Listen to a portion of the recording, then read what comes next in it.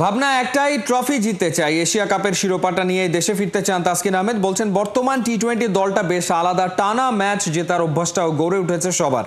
দেশবাসীর কাছে দোয়া চেয়েছেন এই পেস সেন্সেশন। সাইফুল রূপকের রিপোর্ট। এলাকায় মাইকিং হয়ে গেছে, হিরো আসছে।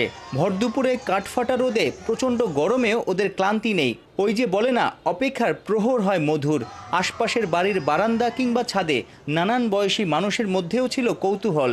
অনেকে দূর থেকেই তারকার ছবি তুলতে মুখিয়েই ছিলেন। অবশেষে কেরানীগঞ্জের আটি বাজারে হাজির টাইগার ক্রিকেটের সুপারস্টার তাসকিন আহমেদ। পুরো এলাকা যেন উন্মাতাল। পাবলিক ফিগার যখন পাবলিক প্লেসে আসে, এরকম ক্রেজ দেখলে কেমন লাগে? সর্বপ্রথম আল্লাহর কাছে শুকরিয়া যে এই জিনিসটা আমি আল্লাহ তাআলা দিয়েছেন। আলহামদুলিল্লাহ, আই এম ব্লেসড যে সবাই এত ভালোবাসে, শ্রদ্ধা করে। ছুটির দিনে হিরো লুকে সুপার শপ উদ্বোধনে তাসকিন আহমেদ। যদিও দিন কয়েক পরেই 22 গজে দেখাবেন হিংস্রতা। ওর গতি আর ভ্যারিয়েশনে কাঁপবে প্রতিপক্ষরা। এশিয়া কাপ মাতাতে রবিবার আরব আমিরাতে যাবেন তাসকিনরা। আমাদের সবারই এক্সপেকটেশন চ্যাম্পিয়ন হওয়া মূল লক্ষ্য। আসলে শুধু পার্টিসিপেট করতে তো যাচ্ছি না, চ্যাম্পিয়ন হওয়ার লক্ষ্যে লাস্ট 3টা সিরিজই আমরা আল্লাহর রহমতে ব্যাক টু ব্যাক জিতছি। তো এটা বেশ ভালো কনফিডেন্স দিবে। ইন্টারন্যাশনাল ক্রিকেট 10 বছর ধরে খেলছেন। লিটন তাসকিনদের এই টি-20 দলটা আসলে আলাদা কোন দিক দিয়ে বা কি পেয়েছেন এই দলটার মধ্যে?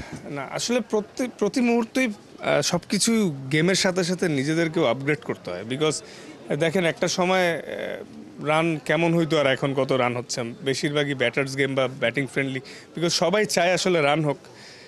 চ্যালেঞ্জিং বোলারদের জন্য স্পেশালি, এবং ব্যাটসম্যানদের জন্যও চ্যালেঞ্জিং। ক্রিকেট খেলাটাই চ্যালেঞ্জিং। আফগানিস্তান, শ্রীলঙ্কা, ভারত, পাকিস্তান কেন বাংলাদেশকে বা বাংলার বাঘেদের ভয় পাবে? কি কারণে?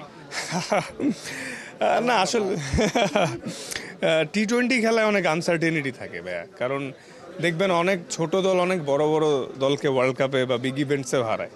হ্যাঁ, তো ক্রিকেট খেলাতে গোল বলার খেলা, তার মধ্যে টি-20 ফরম্যাট একটা ওভারে মোমেন্টাম শিফট হইতে পারে। আর তার থেকে বড় জিনিস, ভয় না পাওয়ার কারণ নাই, কারণ অতীতে আমরা ফাইনাল খেলছি, চ্যাম্পিয়ন হওয়াটা বাকি। এটাও হবে ইনশাল্লাহ। নতুন কোনো সেলিব্রেশন দেখা যাবে তাসকিনের? সেলিব্রেশন আসলে বলে কয়ে হয় না। এটা আসলে টু বি অনেস্ট, খেলার মাঠে প্রত্যেকটা বলই আসলে মন থেকে, এবং অ্যাগ্রেশনটা তখন অটো এসে পড়ে। ফেক অ্যাগ্রেশন আমি এখন চাইলেই দিতে পারবো না। বোলিং করার সময় মাঠের ইনভলভমেন্টস এবং যে পরিমাণ এফোর্ট দিয়ে খেলা হয়, তখন কোনো প্ল্যান করে প্ল্যানের এগেনস্টে সাকসেস হলে তখন অটোমেটিক একটা সেলিব্রেশন আসে। Last question from my side, কোন ব্যাটারের উইকেট ভাঙার আসলে একটা লক্ষ্য থাকে না, যে অবশ্যই ভালো বোলিং করবেন, দলের জয়ে কন্ট্রিবিউট রাখবেন, বাট যদি কোনো একটা পার্টিকুলার ব্যাটারের নাম বলা হয়? না, পার্টিকুলার ব্যাটসম্যান আসলে না, কারণ যারাই আউট করে উইকেট একটাই কাউন্ট হবে। সো প্রত্যেকটা উইকেট ইম্পর্টেন্ট। 2012, 16 এরপর 18 টানা 3 এশিয়া কাপের ফাইনালে খেলেছিল বাংলাদেশ। তাসকিনের বিশ্বাস, ট্রফি জেতার মতো দল হয়েছে এবার। সাইফুল রূপক, 71।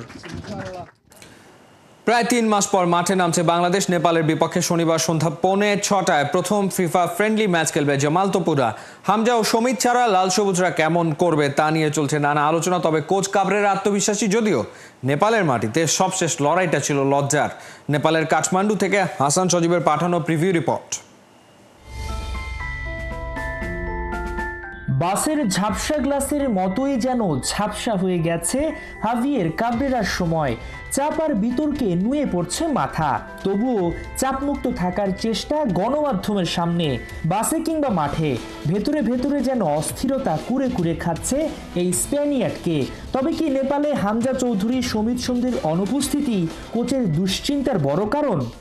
Without Hamza or also Shamsi is not there, many 23 players, but honestly, we have been till very few months ago competing at a very high level with 95% of the squad that we have brought here now.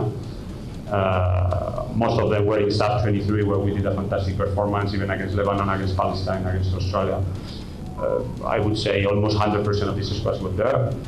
So we are bringing a strong squad. We are not bringing.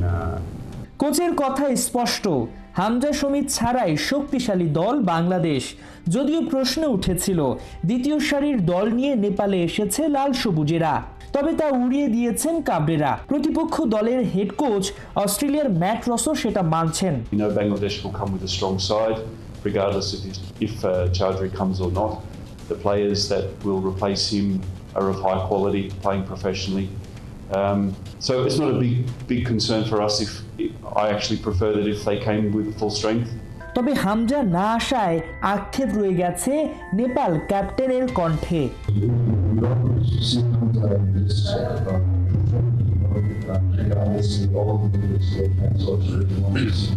এদিকে match না পাওয়া জামাল ভুঁইয়ার আত্মবিশ্বাস, নেপাল ভালো দল হলেও দুটি ম্যাচই জিতবে বাংলাদেশ।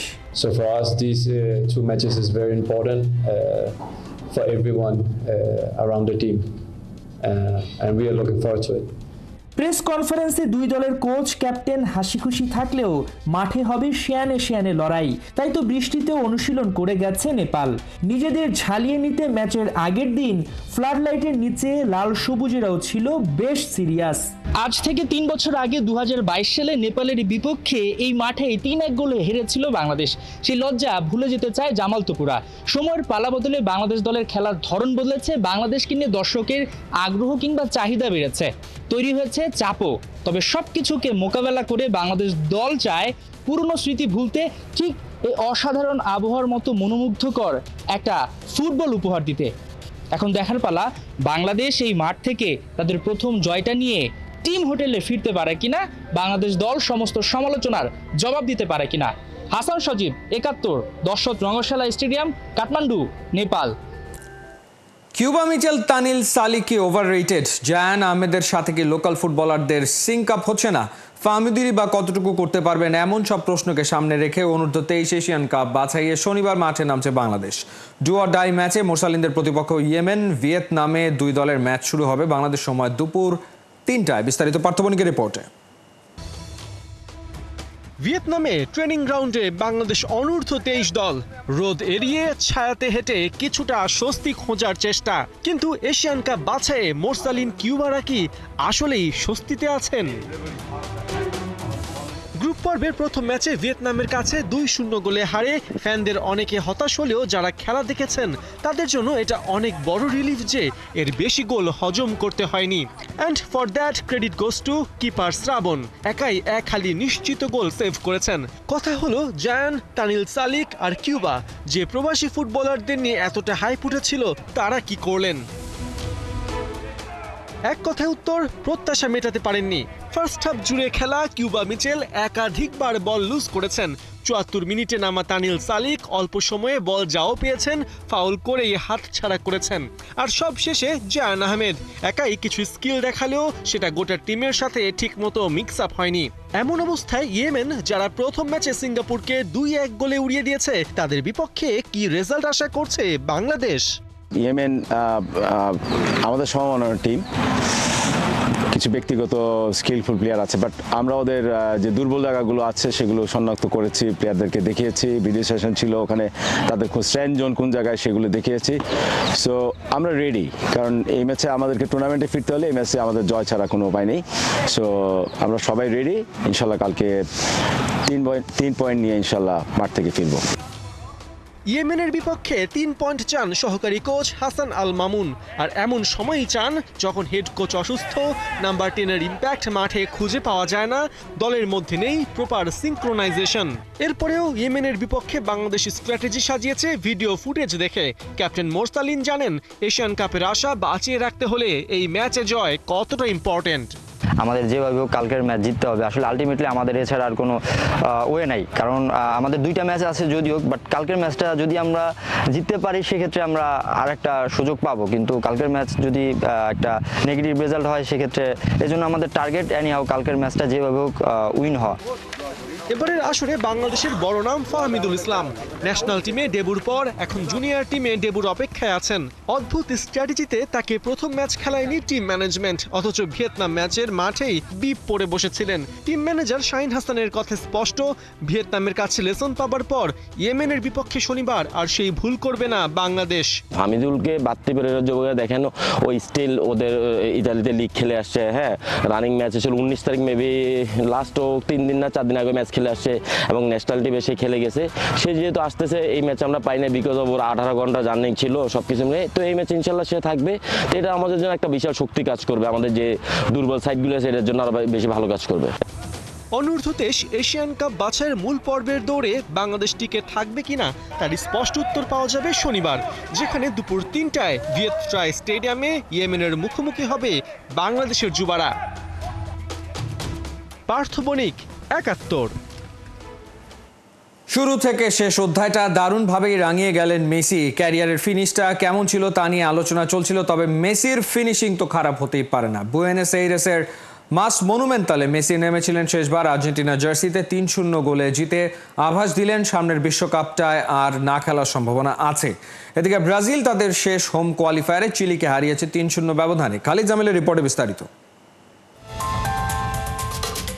ঘড়ির কাঁধে চড়ে ক্যালেন্ডার, তার উপর সময় একে অন্যকে মহাকালের পথ বেয়ে টেনে নিয়ে যায় শেষ পৃষ্ঠার দিকে।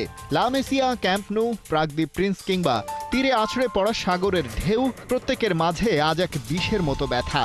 ঘরের মাঠে দুহাত উঁচিয়ে ধরে বিদায়টা নিলেন লিওনেল মেসি। বলা নেই কওয়া নেই, হঠাৎ দিয়ে দিতে পারেন সেই সিদ্ধান্ত। ভেনেজুয়েলার ম্যাচ শেষে কিং লিও বলেন, শরীরটা সায় না দিলে খেলবেন না পরের বিশ্বকাপ। মনে হয় না আরেকটা বিশ্বকাপ খেলতে পারবো, কারণটা আমার বয়স। বড় যুক্তিটা হলো আমি কুলিয়ে উঠতে পারবো না, কিন্তু আর বেশি দিন তো নাই, আমি তাই খেলার প্রেরণাও পাচ্ছি। যেটা এর আগেও বলেছি, আমি দিন ধরে ধরে এবং ম্যাচ ধরে ধরে এগোতে চাই। বিশ্বকাপ খেলা নিয়ে তাই কোনো চূড়ান্ত সিদ্ধান্ত নিইনি। এ তো হতাশার সাগরে আচ্ছন্ন হওয়ার মতো খবর। তাহলে এই যে গেল কবছর ধরে মেজর লিগ সকার খেলেছেন, আমেরিকাকে বানিয়েছেন নিজের ঘরবাড়ি, একে একে সেখানে ডেকে নিয়ে যাচ্ছেন আর্জেন্টাইন সতীর্থদের, সেটার কি হবে? কারণ এই যুক্তরাষ্ট্র, কানাডা, মেক্সিকোই যে পরের বিশ্বকাপ আয়োজক। মেসি ম্যাজিকে আচ্ছন্ন হয়ে দ্য গ্রেটেস্ট শো অন আর্থে খেলতে নেমে যদি দেখে সাথে মেসি নেই, ধরা পড়ে যাবে সব হাতে নাতে। ভেনেজুয়েলার বিপক্ষে ম্যাচ অ্যানালাইসিস দেখলেই সেটা পরিষ্কার হবে আরও। আধুনিক কাউন্টার অ্যাটাক ফুটবলে জমাট রক্ষণ ভাঙতে সাধারণত দলগুলো প্রতিপক্ষ দুর্গে আক্রমণ করে দুই পাশের উইং দিয়ে, সেখান থেকে করা ক্রস কাজে লাগিয়ে আসে স্কোর। কিন্তু আর্জেন্টিনার অ্যাটাকিং মুড একেবারেই আলাদা। তাদের আক্রমণগুলো আসে মাঝ বরাবর, কারণ অপোনেন্ট ডি বক্সের আশেপাশে ওই জায়গাতেই ওত পেতে থাকেন লিওনেল মেসি। অফসাইড ট্র্যাপ ফাঁকি দিয়ে ৫-৬ জন তাগড়া ডিফেন্ডারকে বোকা বানিয়ে বল জালে ফেলা কিংবা একটা লিথাল অ্যাসিস্ট করা LM10-এর জন্য কোনো ব্যাপারই না। ভেনেজুয়েলার বিপক্ষে এভাবে জোড়া গোল করেছেন মেসি, তার হিটম্যাপ অন্তত বলছে সে কথাই। আর্জেন্টাইনদের অন্য গোলটাও এসেছে মেসি কারিশমাতেই, লাউতারো মার্টিনেজের একটা লো হেডারে। তাই মেসির পারফরমেন্স পয়েন্ট 10-এর ভেতর 9.3। গোল করা আর করানোর ফাঁকে রাইট উইং থেকে আরেকটু ভেতরের দিকের পজিশনেই পাস অ্যাকুরেসি প্রায় 90%। আর্জেন্টিনার গল্প যেমন গড়ে উঠেছে তারকাকে কেন্দ্র করে, কার্লো আনচেলত্তি ব্রাজিলের দায়িত্ব নেয়ার পর 5 বারের বিশ্ব চ্যাম্পিয়নরা যেন হেঁটেছে তার উল্টো দিকে। তারকাদের কেবল বেঞ্চে নয়, কোয়ালিফায়ারের শেষ চাঙ্কে দলেরই বাইরে রেখেছেন। চিলির বিপক্ষে ম্যাগনিফিসেন্ট মারাকানায় এস্তেভাও যখন গোলটা করলেন, খোঁজ নিয়ে দেখুন ওর বয়সটা মোটে 18। স্পট ফিক্সিং এর অভিযোগ মাথায় নিয়ে দলের সাবস্টিটিউট হিসেবে 71 মিনিটে নামা লুকাস পাকুয়েতাও গোল পেয়েছেন 72 মিনিটে। তার 4 মিনিট বাদেই গুইমারেজ করেছেন ম্যাচের শেষ গোলটা। আর্জেন্টিনা ভেনেজুয়েলা স্কোর লাইনের কপিক্যাট, 3-0-তে ম্যাচ জিতে ব্রাজিল কনমেবল কোয়ালিফায়ার পয়েন্ট টেবিলের 2-এ।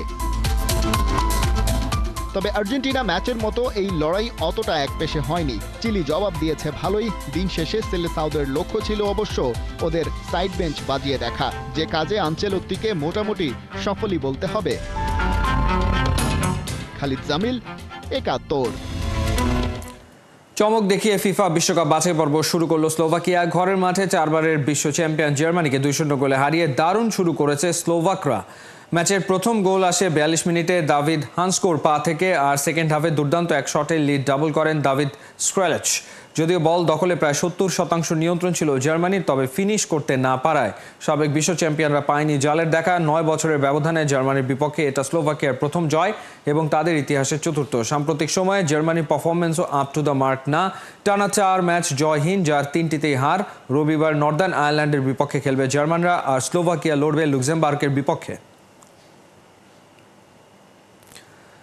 সুন্দর পাসিং আর নিখুঁত ফিনিশিংয়ে বুলগেরিয়াকে উড়িয়ে 2026 বিশ্বকাপ বাছাই পর্ব শুরু করলো স্পেন। বুলগেরিয়ার ঘরের মাঠে লুইস দে লা ফুয়েন্তের শিশুরা খেলেছে চোখ ধাঁধানো ফুটবল। পুরো ম্যাচে 75% বল দখলে রেখে 24টি অন টার্গেট শট নেয় স্পেন।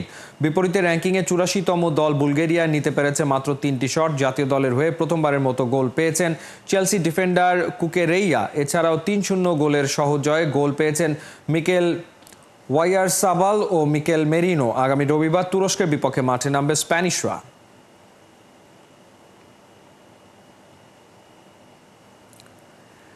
দেশের স্পোর্টস স্পর্শ করলো নতুন এক মাইল ফলকের। প্রথমবারের মতো বাফুফের উদ্যোগে অনুষ্ঠিত হলো জনপ্রিয় গেমস ফুটবলের ল্যান ইভেন্ট। দেশের গেমারদের বিশ্বমঞ্চে তুলে ধরার লক্ষ্যেই ছিল বাফুফের এমন আয়োজন। ঢাকার ওসমানী মেমোরিয়াল অডিটোরিয়ামের সেই আয়োজন ছিল নজর কাড়া। গেমারদের একের পর এক অ্যাটাকার পাল্টা অ্যাটাকে গেমাররা যেন ফিরিয়ে এনেছিল রিয়েল গেমিং মোমেন্ট। এর আগে রেজিস্ট্রেশনে বাংলাদেশের গেমারদের ব্যাপক সাড়ায় মাত্র কয়েক ঘন্টার মধ্যেই বন্ধ করতে হয়েছিল রেজিস্ট্রেশন। গেমার এবং দর্শকদের এমন সাড়া পেয়ে বেশ উচ্ছ্বসিত বাফুফে সহসভাপতি ফাহাদ করিম জানিয়েছেন নিজের বড় স্বপ্নের কথা। প্রথমবারের মতো ফুটবলে আমরা এন্টার করছি এবং বিএফএফ এর পক্ষ থেকে এই আয়োজনটা হচ্ছে, আপনারা জানেন আমাদের যে পার্টনার্স যারা আছেন খুব কষ্ট করে তারা খুব সুন্দরভাবে আয়োজনটা করেছে এবং তাদের আরও দুটো সেগমেন্ট আছে। এবং আপনি জানেন যে ফুটবল এবং গেমের একটা কিন্তু ডিফারেন্ট ওয়ার্ল্ড। এবং আমি যদি টিপিক্যাল ফুটবল ওয়ার্ল্ডকে চিন্তা করি, ফুটবল ওয়ার্ল্ডের কিন্তু same size but not known to us. তো ওই ওয়ার্ল্ডে আমরা এখন প্রবেশ করলাম। ওখানকার আমাদের যে প্লেয়ার্সরা আছে তাদেরকে আমরা রেকগনিশন দিচ্ছি এবং আমরা আশা করি ইনশাল্লাহ অন্যান্য ক্ষেত্রে যেভাবে আমাদের কাজ চলছে এক্ষেত্রেও ইনশাল্লাহ রোড টু রিয়াদ যাকে বলা হচ্ছে, ইনশাল্লাহ we hope our team can make it and this will B A beginning. এরপরে আমরা এটা তো খালি রোড টু রিয়াদকে নিয়ে কাজ করছি, এরপরে আমরা নিয়মিতভাবে বিএফএফ এর পক্ষ থেকে এই ধরনের আয়োজন করব to create hour pool of players. Bangladesh archery ফেডারেশনের প্রতিষ্ঠাতা সাধারণ সম্পাদক এবং ওয়ার্ল্ড আর্চারি এশিয়ার প্রথম ভাইস প্রেসিডেন্ট কাজী রাজীব উদ্দিন আহমেদ চপল বিশ্বমঞ্চে পেলেন এক অনন্য স্বীকৃতি। দক্ষিণ কোরিয়ার গোয়াংজুতে 56তম ওয়ার্ল্ড আর্চারি কংগ্রেসে তাকে ব্রোঞ্জ ক্রেস্ট প্রদান করেছে ওয়ার্ল্ড আর্চারি ফেডারেশন। দেশের আর্চারি আন্তর্জাতিক অঙ্গনে প্রতিষ্ঠা ও উন্নয়নে তার নিরলস প্রচেষ্টার স্বীকৃতি হিসেবে এ সম্মাননা দেওয়া হয়। কাজী রাজীব উদ্দিন আহমেদ চপল বহু বছর ধরে খেলাটির উন্নয়নে কাজ করে যাচ্ছেন। বাংলাদেশে আর্চারিকে জনপ্রিয় করে তোলা এবং এর ভিত্তি স্থাপনের পেছনে তার অবদান অনস্বীকার্য। তার নেতৃত্বেই বাংলাদেশের আর্চাররা দেশের গণ্ডি পেরিয়ে আন্তর্জাতিক অঙ্গনে একের পর এক সাফল্য অর্জন করেছে। জাতীয় ক্রীড়া পুরস্কারপ্রাপ্ত এই ক্রীড়া সংগঠক বিশ্বজুড়েও আর্চারির উন্নয়নে গুরুত্বপূর্ণ ভূমিকা রেখে চলেছেন। এই অর্জন তাই বাংলাদেশের ক্রীড়াঙ্গনের জন্য এক গর্বের মুহূর্ত। এই ছিল এই মুহূর্তে খেলাযোগে সরাসরি সংবাদ অনুষ্ঠান দেখতে চোখ রাখুন ৭১-এর ফেসবুক পেজ এবং সাবস্ক্রাইব করুন ৭১-এর ইউটিউব চ্যানেল। ৭১-এর সাথেই থাকুন।